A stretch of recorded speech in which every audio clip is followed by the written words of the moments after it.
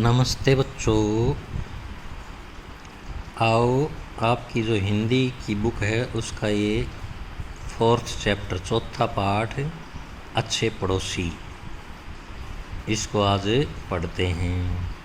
इस पाठ में ये बताया गया है कि हमारे घर के आसपास जो लोग रहते हैं उनको हम पड़ोसी बोलते हैं।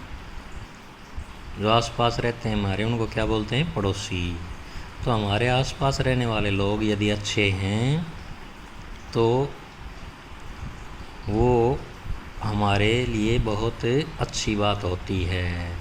वो हर सुख और दुख में हमारी मदद करते रहते हैं, उनसे हमें अच्छी शिक्षा भी मिलती है। लेकिन यदि बुरा पड़ोसी हो तो वो हमारा जीना मुश्किल कर देता है।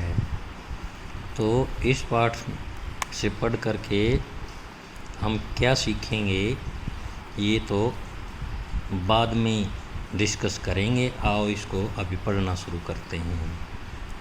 हम सब मिलजुल कर साथ साथ रहते हैं और सुख दुख में एक दूसरे के काम आते हैं।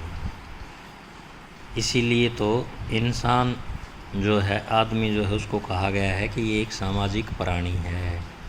क्योंकि सामाजिक प्राणी का मतलब क्या होता है कि आदमी सब मिलजुल करके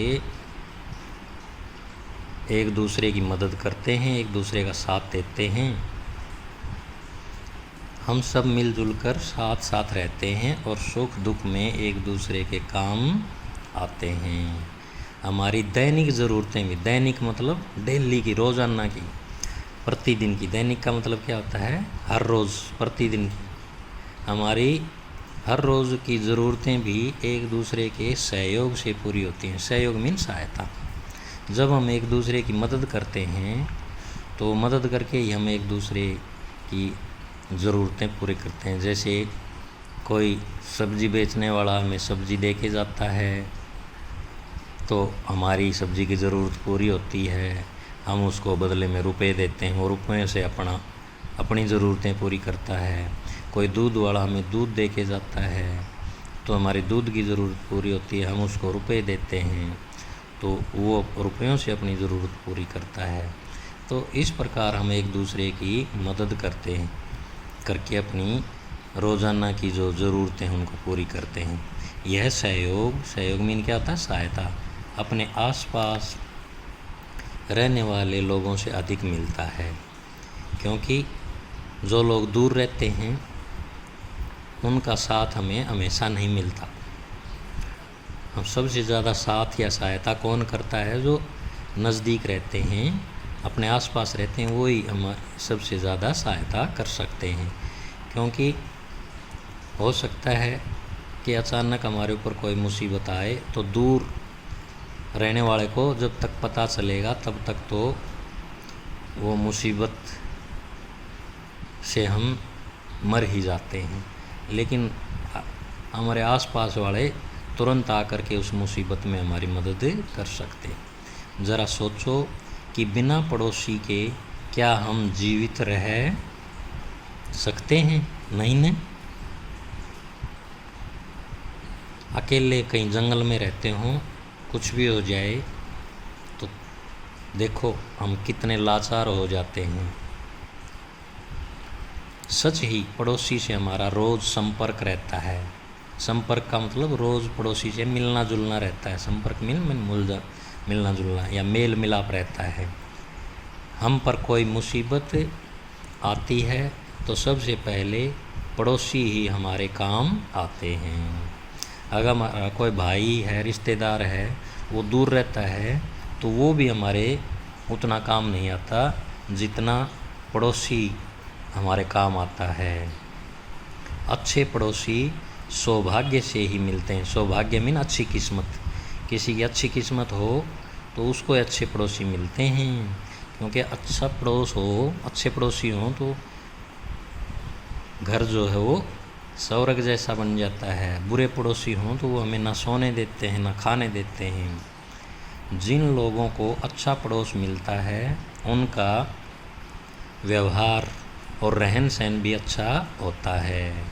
जिन्हें अच्छा पड़ोस नहीं मिलता उनका व्यवहार और रहन सहन भी अच्छा नहीं होता, क्योंकि पड़ोसी उनको हमेशा परेशान करते रहते हैं और इस वजह से वो गुस्से में रहते हैं और गुस्से की वजह से व्यवहार और रहन सहन खराब हो जाता है।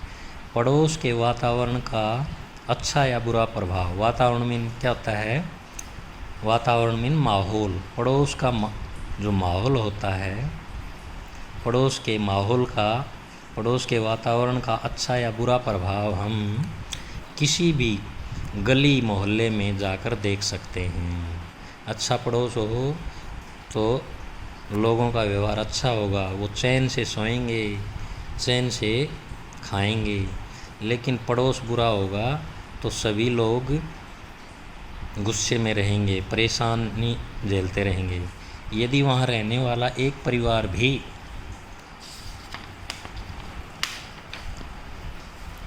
झगड़ालू मतलब जो हमेशा झगड़ता रहता है उसको झगड़ालू बोलते हैं। और असभ्य होता है। असभ्य का मतलब जिसमें समझदारी ना हो, ना समझ। यदि कोई एक भी आदमी हमेशा झगड़ने वाला हो और अनपढ़ कह लो या ना समझ कह लो हो तो उसका बुरा प्रभाव आसपास के सभी लोगों पर पड़ता है। वहाँ लोगों में प्रतिदिन किसी न किसी बात पर झगड़ा होता रहता है। कभी कभी मारपीट भी हो जाती है। ऐसी बातों का बच्चों पर बुरा प्रभाव पड़ता है। जब बुरा पड़ोसी हो, वो मारपीट करते हैं या गाली गलौज करते हैं तो जो बच्चे होते हैं उनके ऊपर बहुत बुरा प्रभाव पड़ता है। बच्चे भी बुरे बन जाते हैं, वो भी गाली देना सीख जाते हैं। अच्छे पड़ोसी संकट के समय, संकट क्या होता है? मुसीबत या दुख कष्ट के समय कितनी अच्छी सहायता कर सकते हैं, यह हम सौरभ की घटना से जान सकते हैं। एक कहानी बताया जा रही है अब सौरभ नाम के आदमी की, लड़के की। सौरभ के पड़ोस में एक अध्यापक महोदय रहते हैं। सौरभ नाम का कोई लड़का है, उसके पड़ोस में अध्यापक टीचर मास्टर जी रहते हैं जो गणित पढ़ाते हैं। वे बच्चों को गणित जैसे कठिन विषय को बड़ी ही सरलता से, सरलता मीन आसानी से पढ़ाते हैं। उनका व्यवहार मीन चाल चलन बहुत अच्छा और मधुर है। मधुर माने मीठा। उनका जो व्यवहार है, बोलने चालने का तरीका है, वो बहुत अच्छा और मीठा है। शुरू में सौरभ और अन्य बच्चे उनसे बहुत डरते थे क्योंकि उनकी बड़ी बड़ी मूछें हैं और चेहरा रोबिला। रोबिला का मतलब रोब वाला, डरावना सा। तो बच्चों, ये पाठ आज आधा पढ़ दिया, आधा पाठ हम अगली वीडियो में पढ़ेंगे।